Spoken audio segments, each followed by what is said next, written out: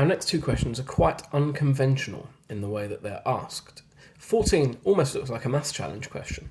5 positive integers, and integers may well prove to be important later, so I'm going to underline it, have a mode of 9, a median of 7, a mean of 6. What's the greatest possible range of the 5 integers? Now I'm looking at this and I don't necessarily know where I'm going to get my final answer from here. But all I'm going to begin doing, I know I've got 5 numbers, is I'm going to begin breaking down exactly what setup I can have here, what information will help me. I know I have a mode of 9, so I have at least 2 9s. I could have more. If I have more 9s, then I'd be allowed to have like up to two of the other number. So it is possible to have 3 9s and 2 of another number, or 1 of 2 different numbers. I don't know, but I know I have a minimum of 2 9s. A median of 7, so I know my middle number is 7. Well, now I know I've only got 2 9s because my order is going to go 1, 2, 3, 4, 5. That must be a 7. The best I can have is 2 9s above that. So I know I have 2 9s and a 7.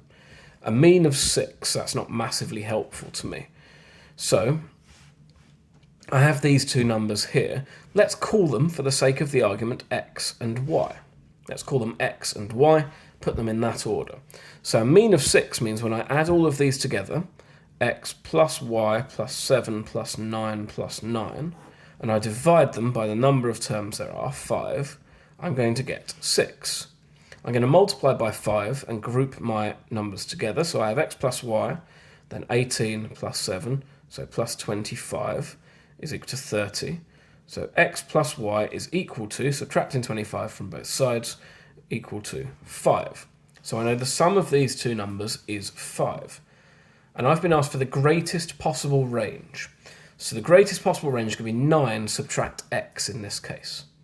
So I want the smallest possible value of x that I can have. I know they're positive integers, so the smallest value would be where x is equal to 1 and y was equal to 4. That works, it satisfies all my conditions. I'll have a mode of 9, median of 7, mean of 6, where x is equal to 1, and therefore my range will be 9 subtract 1, my range will be 8. 15 asks you for the exact value of tan 60.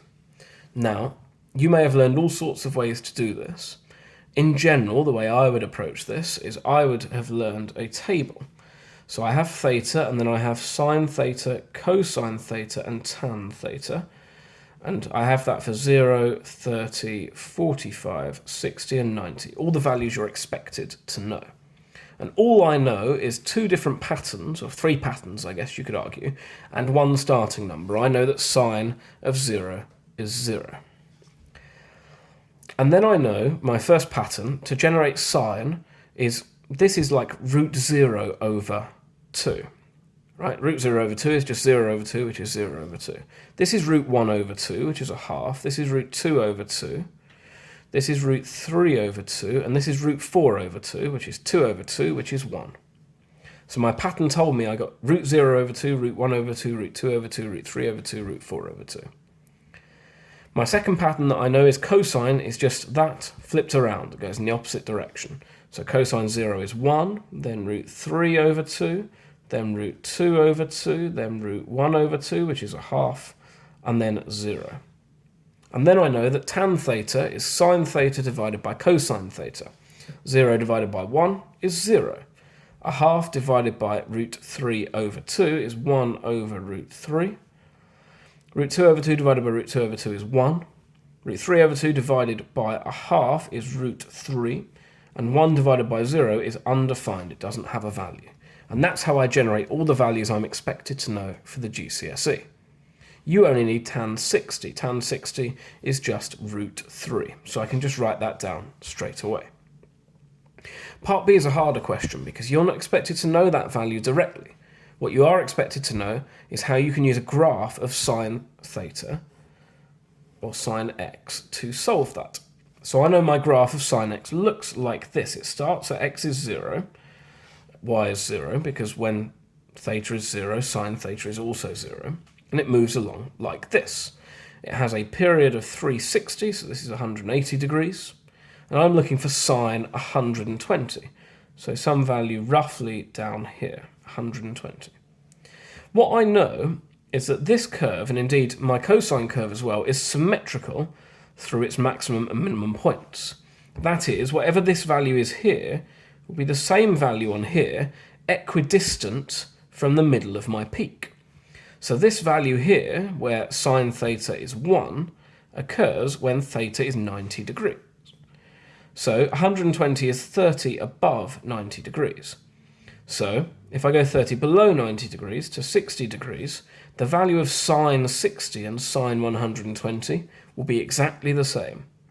And I know sine 60, that's in my table, giving me root 3 over 2 as my result. Part C continues the pressure with things we're slightly less familiar with. The graph below can be represented by the equation y is ax squared plus b, where a and b are positive numbers. They're trying to be helpful here. Your ax squared, your a just determines like the steepness of your gradient here, and the plus b is a translation upwards. Y is x squared goes through the origin. Y is ax squared plus b doesn't, it will go through the point on the y-axis, which is b. They're trying to give you a hint. For the following graph, write an equation to represent it using a and b. Give your answer in its simplest form. So I look at that shape first of all, and I think, well, that looks an awful lot like 1 over x. It looks very much like 1 over x. But I know 1 over x is asymptotic to my x-axis and my y-axis. So there must actually have been a translation of some unit b. So I'm going to write y is 1 over x plus b. And then it wants it in terms of a and b, just like here. I don't know how steep my line is, so that 1 here is just going to become a. And I have y is equal to a over x plus b. Effectively, all that question is asking you is, what type of graph is this? And it's a reciprocal graph. It's just asking it in a very weird way. And that's the next couple of questions sorted.